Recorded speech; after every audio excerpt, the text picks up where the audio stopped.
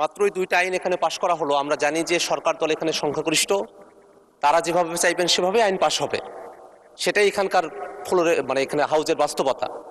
কিন্তু যে দুইটা আইন পাশ করা হলো এবং যে জনমত যাচাইয়ের জন্য এবং প্রস্তাবগুলো উত্থাপন করা হয়েছিল, যিনি সদস্য আছেন তিনিও এই আইনগুলোর বিষয়বস্তু কি তার বক্তব্যের সময় সেই বিষয়টা তিনি উল্লেখ করেন নাই। বিষয়বস্তু হলো যে এই যে সিকিউরিটিজ অ্যান্ড এক্সচেঞ্জ কমিশনের যে আইনটি এবং এই যে বীমা কর্পোরেশনের যে আইন, দুইটা আইনের বয়সের যে বাধ্যবাধকতা ছিল সেই বাধ্যবাধকতাগুলোকে উঠিয়ে নেওয়া হয়েছে।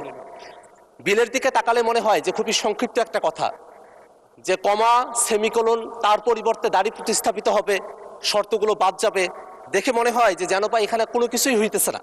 কিন্তু বাস্তবতা হলো এই যে সিকিউরিটিজ অ্যান্ড এক্সচেঞ্জ কমিশন, সেখানে 65 বছরের একটা বাধ্যবাধকতা ছিল চেয়ারম্যান এবং সদস্যদের ক্ষেত্রে, এবং বীমা উন্নয়ন ও নিয়ন্ত্রণ কর্তৃপক্ষ সেখানে 67 বছরের একটা বাধ্যবাধকতা ছিল।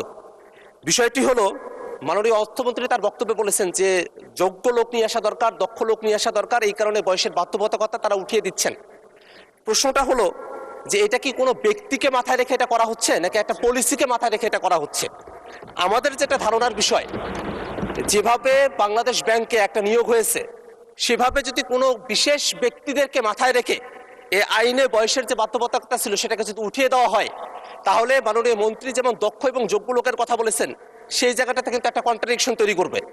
আইন পাশ হয়ে গেছে, কিন্তু আমরা বিরোধী দলের পক্ষ থেকে আমাদের কনসার্নগুলো এখানে জানিয়ে রাখছি এই কারণেই, কারণ বিএনপি সরকার 2001-এ যখন ক্ষমতায় এসেছিলেন, তারা তত্ত্বাবধায়ক সরকারের নিজেদের মতো করে উপদেষ্টা বাড়ানোর জন্য প্রধান বিচারপতির বয়স যখন 65 থেকে 67 করেছিলেন, তারপরে একটা দীর্ঘ ভোগান্তি জাতিকে আমাদের পোহাতে হয়েছিল। সে জায়গাটাতে এই যে শেয়ার মার্কেটের মতো একটা জায়গায় নিজেদের মতো করে লোক বসানো হবে, এই চিন্তাতেই যদি বয়সের বাধ্যবাধকতা একেবারে উঠিয়ে দেওয়া হয়, সেখানে বয়সের আর কোনো বাড়ি রাখা হলো না, বীমা কর্পোরেশনের ক্ষেত্রে কোনো বাড়ি রাখা হলো না। এগুলো কিন্তু আর্থিক প্রতিষ্ঠান, দেশের অর্থ সম্পদগুলো যদি এখান থেকে লুটপাটের মতো কোনো পরিবেশ ভবিষ্যতে তৈরি হয়, তার জন্য কিন্তু সরকার দলকে দায়ী থাকতে হবে। মাননীয় স্পিকার, আমরা আমাদের এই কনসার্নটা জানিয়ে রাখলাম। আমরা চাইবো যে সরকার যেভাবে বলেছেন সৎ এবং যোগ্য লোক, দক্ষ লোক, সেই কি পরিমাণ সৎ এবং যোগ্য এবং দক্ষ লোককে সেই প্রতিষ্ঠানগুলোতে সামনে নিয়োগ দেওয়া হবে, আইন তো পাশ করা হয়েছে, সেটা দেখার অপেক্ষায় জাতীয় অপেক্ষা করছে। মাননীয় স্পিকার, আপনাকে ধন্যবাদ। ধন্যবাদ মাননীয় সদস্য, কনসার্নটা এক্সপ্রেস করার সুযোগ পেয়েছেন, অসংখ্য ধন্যবাদ। এই ব্যাপারে মাননীয় অর্থমন্ত্রী আপনি কিছু বলার থাকলে বলতে পারেন প্লিজ। আমার মনে হয় মাননীয় স্পিকার, আমার বক্তব্যে আমি পরিষ্কার করেছি এই বিলগুলো কেন আনা হয়েছে, পরিষ্কারভাবে বলা হয়েছে। আপনার এই বিলটা যখন 93-তে হলো, সিকিউরিটি অ্যান্ড এক্সচেঞ্জ কমিশন, তখন গড় বয়স ছিল 57 বছর মাননীয় স্পিকার। এখন গড় বয়স হচ্ছে 72 বছর। আপনি কি এই লোকগুলোকে কর্মকাণ্ডের বাইরে রাখতে চান? বাংলাদেশের এই নাগরিকগুলোকে, এই অভিজ্ঞ লোকগুলো, তাদেরকে কর্মকাণ্ডের বাইরে রাখতে চান?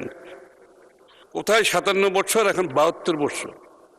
এই ডিফারেন্সটা এর মধ্যে যারা আছে তাদেরকে তো আমরা বাইরে রাখতে পারবো না। দ্বিতীয় কথা হচ্ছে, বিশ্বের প্রায় প্রত্যেকটি দেশে যেখানে সাকসেসফুলি এই security and exchange commission operate করছে, তাদের এখানে কোনো এজ বার নাই, তাদের এখানে কোনো এজ বার নেই, এবং তারা সফলভাবে এগুলো পরিচালনা করছে। এবং এখানে যেখানে যোগ্যতা অভিজ্ঞতার প্রশ্ন থাকবে, এই সমস্ত প্রফেশনাল অর্গানাইজেশনে আপনি এজ বার দিলে আপনি একটা লিমিটেশন করে দিচ্ছেন যোগ্য ব্যক্তিদের কাজ করার ক্ষেত্রে।